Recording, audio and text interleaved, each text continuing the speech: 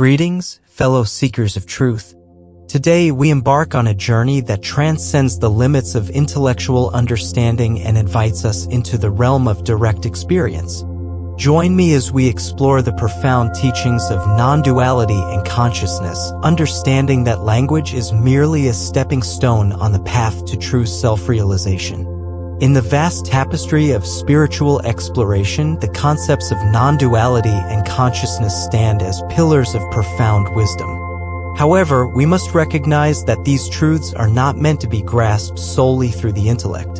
Instead, they beckon us to move beyond words and ideas, urging us to dive into the direct experience of our true essence. Language, as intricate and powerful as it is, can only take us so far in our quest for understanding the nature of consciousness. It is a tool, a stepping stone, guiding us toward the threshold of direct experience. As we venture beyond the limitations of words, we discover the true essence of non-duality, an experience that transcends the boundaries of our conceptual minds. Non-duality invites us to embrace the dance of dualities, the dance of light and shadow, self and other, form and formlessness. But how can we truly understand this dance without actively participating in it? It is through the doorway of direct experience that we step into the unity that lies beyond the play of opposites. In the stillness of the present moment, we find the gateway to the pure essence of consciousness.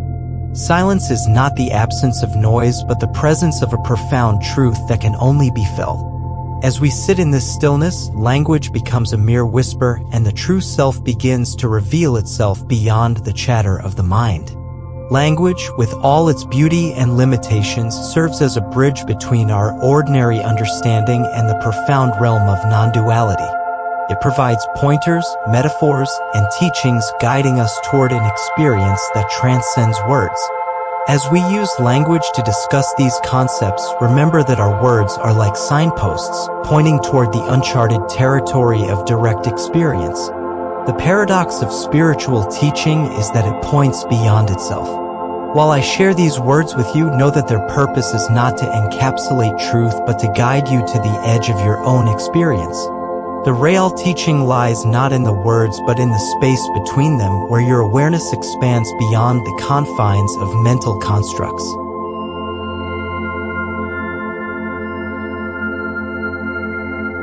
In ancient traditional spiritualism, the aspect of non-duality or pure consciousness is said to be the ultimate true self, or simply put it, the real self. Meaning who we truly are in our true nature is that beyond concepts, ideas, forms, mental constructs, or duality, which ancient traditions call it pure consciousness or non-duality. Terms or words don't matter when pointing out this aspect of non-duality. Some people call it source, Zen, formless dimension, the timeless dimension, spirit, soul, or being. They emphasize that who we truly are in our essence is that which cannot be understood conceptually but realized or sensed as pure presence or awareness itself. You can only experience that beyond form or concepts when your mind is still. What I'm trying to point out here is simply unexplainable by nature, and it goes beyond language and intellectual understanding, meaning instead of trying to understand it, you experience it as the true realization of the self. Trying to understand it will be completely useless, and you will miss the true experience of it.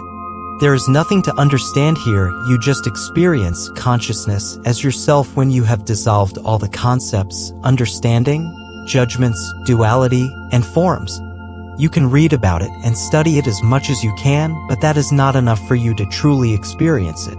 In other words, you have to experience this, not understand it. You cannot think your way there, it's an energetic shift in consciousness. Understanding non-duality poses a unique challenge because it involves transcending the conventional modes of understanding that we're accustomed to through language and conceptual thinking. Non-duality suggests a state where there is no separation between the observer and the observed, the self and the other, or any dualistic distinctions that our minds typically create.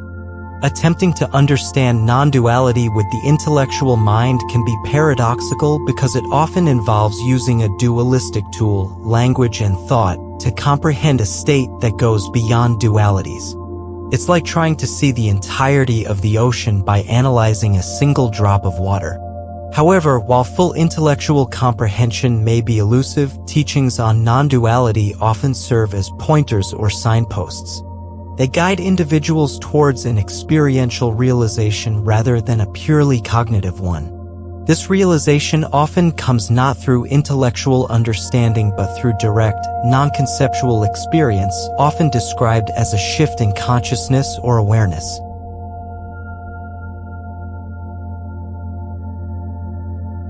You may be asking yourself a question. If consciousness is not concepts, words, or ideas, then why use language? You are correct for asking that question. Yes, indeed, using language is already a trap, pointing out this aspect because this aspect of consciousness or non-duality is not to be talked about or explained, because consciousness is not thought to begin with.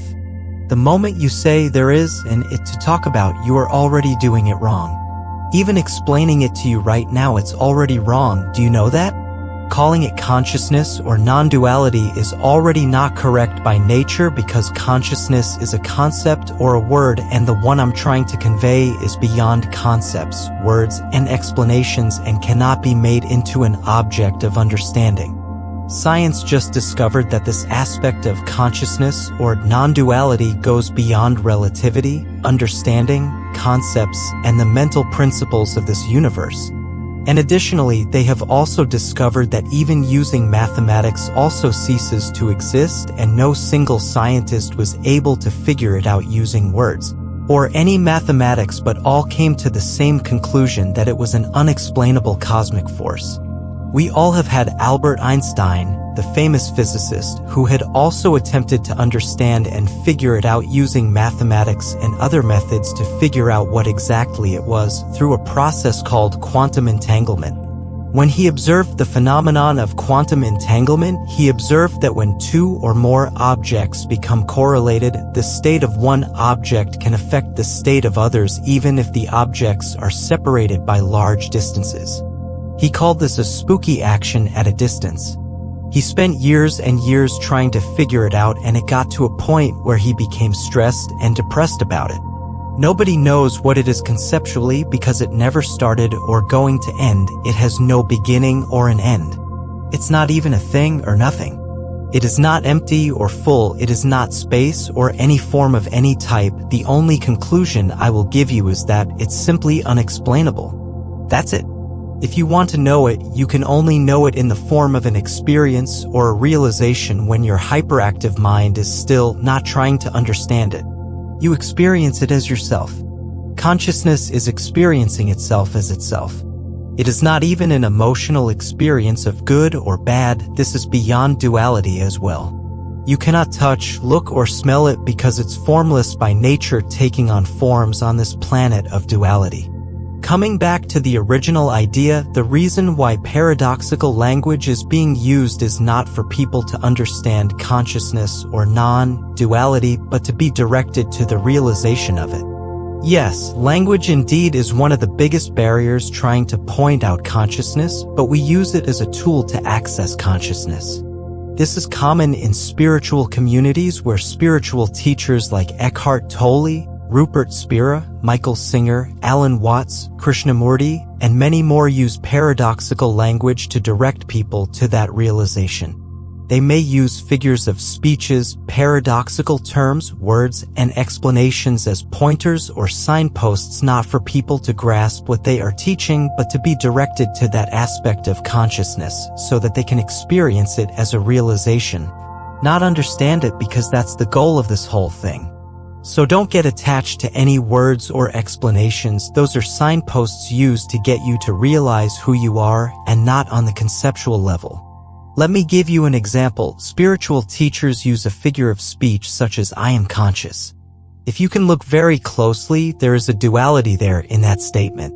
The I has made an object of conscious as if there are two of you, which doesn't make sense to your mind. It's more accurate to say "I am consciousness." Some of these words, figures of speech, and explanations used may not even make sense to your mind because your mind is trying very hard to understand consciousness and it cannot understand it no matter how hard you try because consciousness is not thought. Instead of trying to understand it, aim to experience it as yourself, and that's all you need. And the experience can happen when you have let go of thinking and concepts. We are being forced to use language as a tool because there is no other way to point it out other than using concepts, words, and explanations. But by nature, we are already doing it wrong, know that. Consciousness, or non-duality, is one of the hardest aspects to express in words because it challenges the way we perceive reality.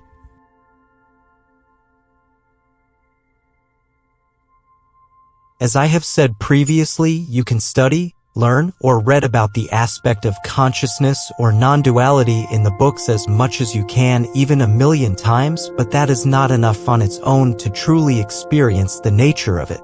You have to experience this, not understand it. Learning about it, I can say it's the first step towards that realization. You are a 3-tri human being system. You are body, mind, and soul. You are the consciousness, that's who you truly are, and you have a mind and a body. The mind is something that you have and it is not you. The mind wants to understand consciousness, the real you, and it cannot because consciousness is not thought. In ancient spiritualism, there is a phenomenon called the out-of-body experience, which they call Mahasamadhi. Samadhi is this out-of-body experience that you experience when there is no thought at all. Your thinking is reduced by 80%. Some traditions call it Satori, nirvana, or a moment of enlightenment. During that experience, your thinking temporarily dissipates and you feel this deep sense of inner peace. You feel one with everything around you, and it is hard to express it in words. In Zen Buddhism, they even meditate for long periods to attain samadhi, and for some people, it happens naturally without them knowing it. It is not an emotional experience, and you experience true peace, bliss, and joy. This experience called samadhi or satori doesn't last that long, probably from hours to a day depending on the person. It's a fleeting experience, and during that moment you are getting a taste of true enlightenment. Let me tell you what's going on behind the scenes. During the experience, you have 2 things going on. There is the experience of samadhi, and at the same time, you have the doubt going on. The experience of samadhi comes from the soul or consciousness, which is you at the core, meaning you are the experience itself, and the doubt is coming from your mind. During that moment, your mind might be asking a lot of questions, trying to find out or figure out what's happening. Every time you have one of those moments of satori or samadhi, you also experience doubt at the same time, not knowing what's going on, asking a lot of questions, or being confused. The one who is doubting is the mind, and the mind wants to understand this, and it cannot because you are not your mind in the first place. You are the one who is aware of the questioner. This is because throughout our lives we have been conditioned to believe that we are our minds, and they call it the human condition. That is the reason why this whole thing seems to be confusing to the mind, because we derive our very sense of self from this separate self, the false sense of self. Our mode of living is through the mind or this ego by forgetting who we truly are. We are always operating from a state of forgetfulness, which is unconsciousness, meaning we forget that we are deeper than our personality. So, the harder you try to understand consciousness, the more you miss it and will be caught in a hamster wheel of trying to figure it out, and you will not. Believe me,